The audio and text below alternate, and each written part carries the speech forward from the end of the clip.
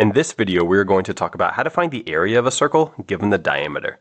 So let's say we have this circle right here, and we know the diameter, which remember the diameter is the distance across the circle that goes directly through the center. This is the diameter. If we know the diameter, how can we find the area? Well, it helps if we know that the area is calculated as pi r squared, where r is the radius. So the radius is the distance from the center of the circle to the edge. So here's the radius.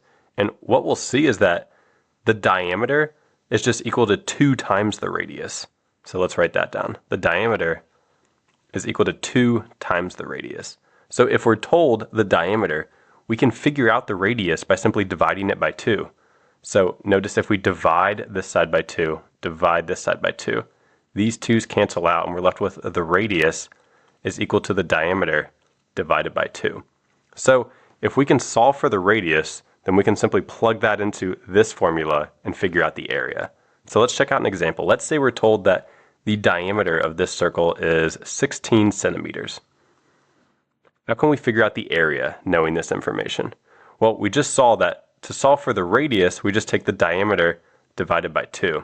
So let's say the radius is equal to 16 divided by 2, which is 8. Now that we know that, we can just plug this in to this formula to figure out the area. So we'll say the area is equal to pi times 8 squared.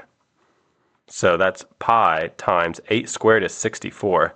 So we get pi times 64. So if you punch that into a calculator, you'll get about 201.06. And remember the units we're working in centimeters. And since we're talking about area, we'll say centimeters squared. So given that the diameter is 16 centimeters, we were able to figure out that the area of the circle must be 201.06 centimeters squared.